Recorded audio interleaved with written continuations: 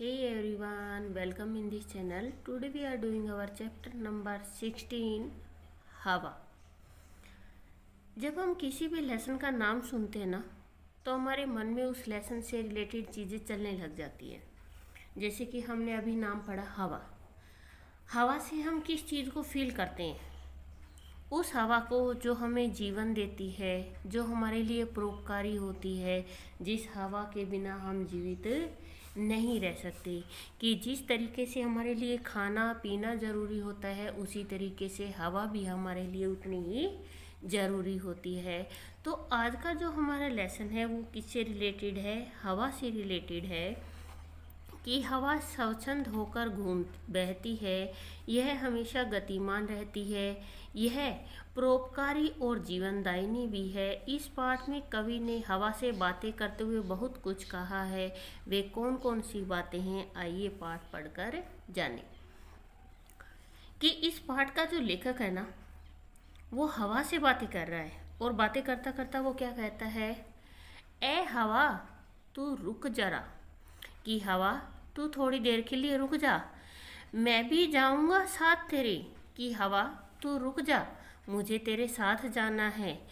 देखूंगा ये दुनिया सारी, कुछ ऐसे अरमान है मेरे कि मैं तुम्हारे साथ चलूंगा। और इस दुनिया को जिस तरीके से तुम घूम घूम कर दुनिया देखती हो, वैसे ही मैं तुम्हारे साथ ये दुनिया देखना चाहता हूँ।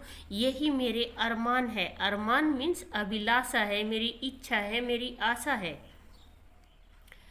एक बात जरा तू बता मुझे, ए हवा बहने वाली। कि हे हवा, तू जो बहती रहती है, मुझे एक बात बता दे, कहाँ को तू जा रही है? कहाँ की तू रहने वाली? कि कहाँ तो अब तू जाएगी और कहाँ की तू रहने वाली है? सारे दिन तू बहती है, एक क्षण भी ना रुकती है। कि हे हवा, तू सारा दिन बहती रहती है, एक पल के लिए भी रुकती नहीं है। परहित करना काम तेरा। परहित क्या होता है? दूसरों की भलाई करना तेरा काम है।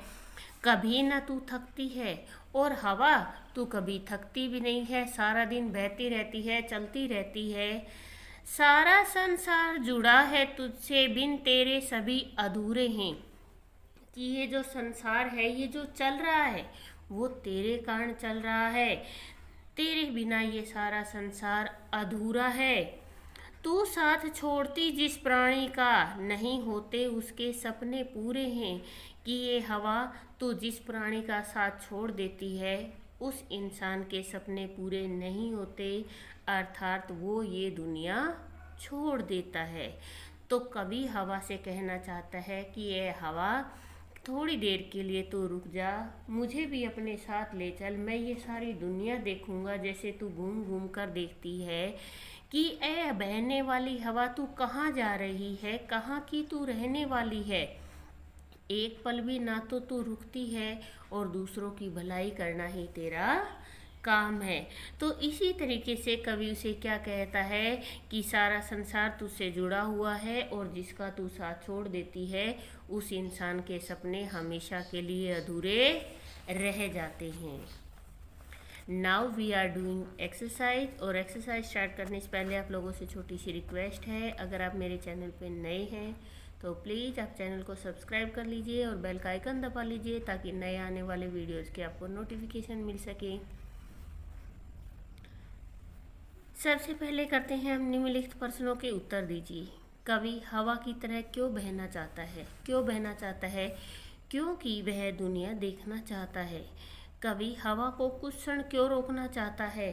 ताकि हवा आराम कर सके। कवि हवा को कुछ क्षण रोकना चाहता है ताकि हवा आराम कर सके। हवा के बिना हम सब क्या हैं? क्या की जगह आएगा अधूरे। हवा के बिना हम सब अधूरे हैं। कवि किसके साथ जाना चाहता है और क्यों? कवि हवा के साथ जाना चाहता है क्योंकि वह दुनिया देखना चाहता है। हवा का ठौर ठिकाना कहाँ है? हवा का कोई ठौर ठिकाना नहीं है, क्योंकि कवि उससे पूछता है ना कि तुम कहाँ की रहने वाली और कहाँ को तुम जाओगी। हवा का क्या काम है? हवा का काम दूसरों की भलाई करना है। हवा के बिना कौन अधूरा है, हवा के बिना हम सब अधूरे हैं। आगे आती है हमारी कविता की पंक्तियाँ पूरी कीजिए। सारे दिन तू बहती रहती है, एक क्षण भी न तू रुकती है, परहित करना काम तेरा, कभी न तू थकती है। सारा संसार जुड़ा है तुझसे, बिन तेरे सभी अधूरे हैं। तू साथ छोड़ती जिस प्राणी का, नहीं होते उसके सपने पूरे हैं। आगे आता है आपका सही पे सही का गलत और क्रॉस का निशान लगाना है। कवि हवा को कुछ क्षण रोकना चाहता है, राइट। हवा सब प्राणियों का अहित करती है, नहीं, हवा सबका हित करती है, तो ये रोंग है आपका। हवा निरंतर बहती रहती है, राइट। हवा के बिना जीवन संभव नहीं है, राइट। सही उत्तर पर सही का निशान लगाइए। कवि किससे बात कर रहा है, हवा से। हवा को क्या कहा गया है, परोपकारी। हवा को क्या नहीं होती है, थकान। हवा का साथ छोड़ने पे क्या होता है, मृत्यु। इसके बाद आता है मूल्यपरक प्रश्न। हवा सृष्टि के सभी जीवों की प्राण रक्षा के लिए निरंतर बहती रहती है। आप हवा से कौन सी प्रेरणा ग्रहण करना चाहते हैं? हम हवा से प्रेरणा लेते हैं कि जिस तरीके से हवा दूसरों का लिए परोपकार का काम करती है, दूसरों की भलाई करती है, उसी तरीके से हम भी दूसरों की भलाई करें।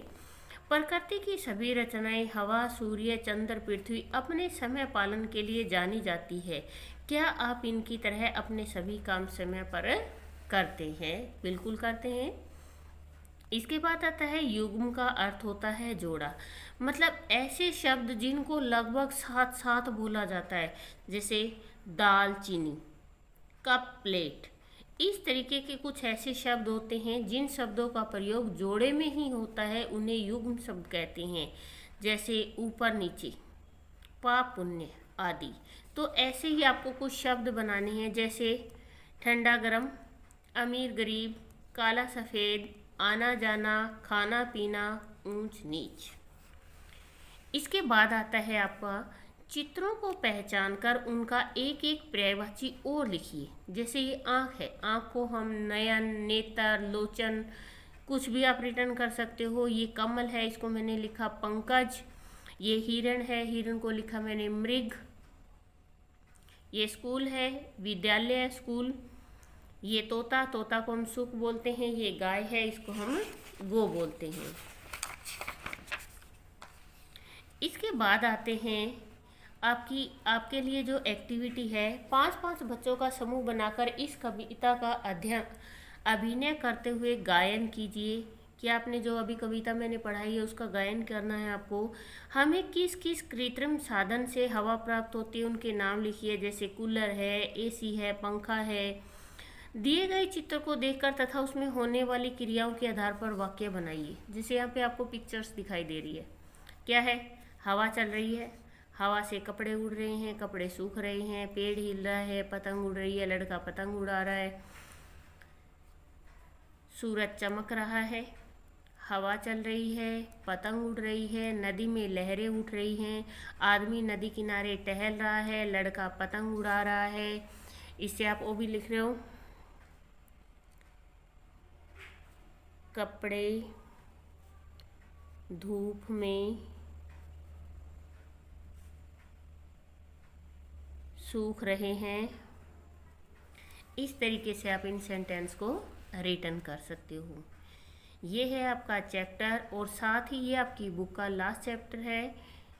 प्लीज़ वीडियो को ज़्यादा से ज़्यादा शेयर करें, लाइक करें एंड कमेंट करें। Thank you.